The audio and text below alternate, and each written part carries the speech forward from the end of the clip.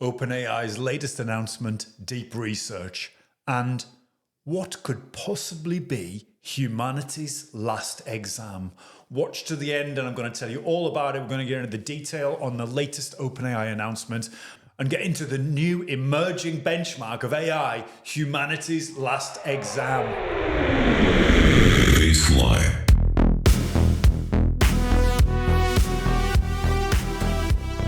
OpenAI just dropped a huge announcement. It's in reaction to DeepSeek. Guess what it's called? It's called deep research. So you start out with a question and you might not know anything about it. And then you put your researcher's hat on and you're like, let me think about this a bit more. Where can I go look? We're going through a huge shift in the way we interact with generative AI. I want to first talk about agents as they relate to OpenAI. So OpenAI cares about agents because we believe that they're going to transform knowledge work. We think that they're going to help enterprises streamline their processes, make workers more productive, but it'll also be really, really important for consumers. Up until now, all the interfaces have been real time. You're querying, it's responding, you're querying, it's responding. In a recent podcast with Vabes at IFS, we talked about why I personally use ChatGPT and others to totally replace Google. And it's about the fact that you can have a conversation. You can take the output of one query, feed it into the next, and you're progressively building in value, in knowledge within that interaction. Deep research is going farther than that. It's automating that process of incremental feeding of the response to the next phase of research. This is a automated chain of events where the AI takes data from each phase of discovery, synthesization of reasoning back into discovery, and it's processing that over a period of time. We're building a task, we're giving that task to the Gen AI, to deep research. It goes away, could take 30 minutes, could take 5 minutes, but it goes through a process of reasoning to produce a research level paper on your query. This is a huge step towards the idea of autonomous AI. This is no longer where we're controlling it by each query. This is no longer a situation where we guide it and we query it. This is bulk loading of a request, of a task.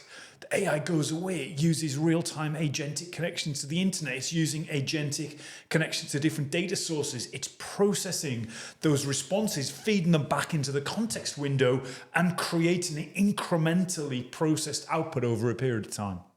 So what exactly is deep research? And why is it different to anything else on the market right now? Let's get into it.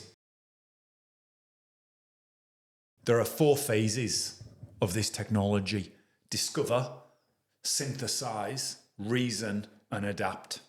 And this is a cycle that the technology is going to go through as it summarizes an output in the form of a structured research paper.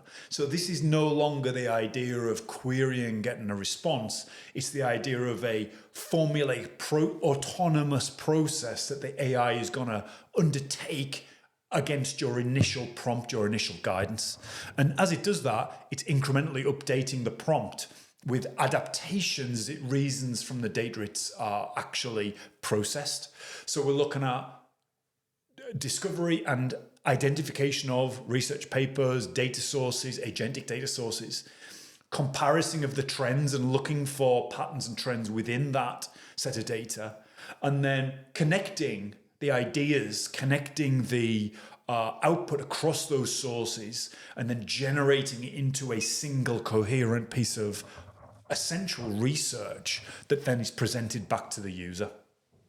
So this is a shift from this idea of instant gratification to long-form automation, which, guys, it totally opens the door on a different way of setting this technology to run in parallel to humanity. This is no longer prompted by the human and there's some form of response.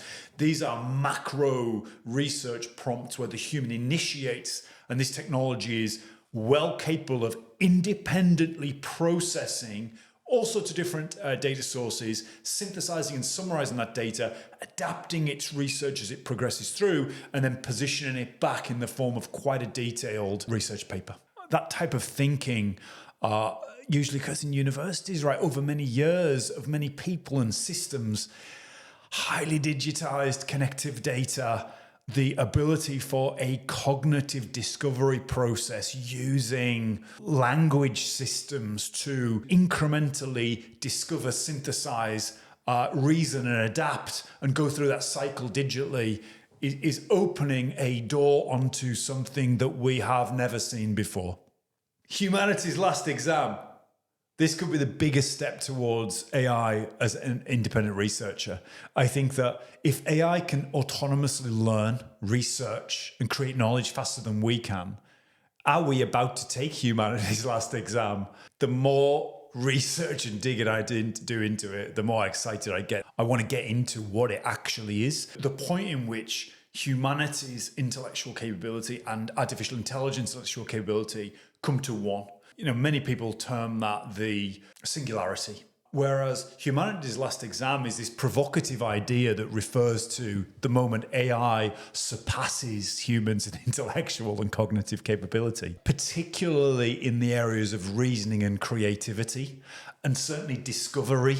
And as you'll have understood from this video, discovery and adaptation based on discovery is a huge component of deep research and this idea of autonomous research content creation. Humanity's last exam is this benchmark where it's gauging AI being able to learn, synthesize, and generate knowledge better than humans, effectively making our entire construct of education and expertise and research totally obsolete. So there are many teachers, university students, researchers that get nervous about the level of Gen AI right now, and rightly so. Humanity's last exam is this point where our entire academic process and application of academia to vocation, our entire first 18, 21 years, if we're lucky enough to live in a society that has structured education that is affordable and usable, and there's still questions about how we give access to education globally, but that may be overtaken. And the socio-political impact of this is, I can't even comprehend. The idea that we're able to bring a system that can outperform humans in research and education and the application of that, making our entire educational construct obsolete, is terrifying. But also a very exciting opportunity. What does it unlock? What does it mean for our ability to understand our universe and our place in it? Please like and subscribe, and also put your questions in below. I'm approaching this from a technologist perspective, but its overlap to our very existence, our children's existence, is so compelling. What do you think? How do you think this is going to roll out in education? How will this affect university structures, ambition of children? How is this going to affect our very fabric of society and the global shifts in power through education and funding? It's fascinating, and it's happening really quickly. Humanity's last exam, so interesting, so compelling. Let me know what you think. Thank you so much. Look forward to the next video.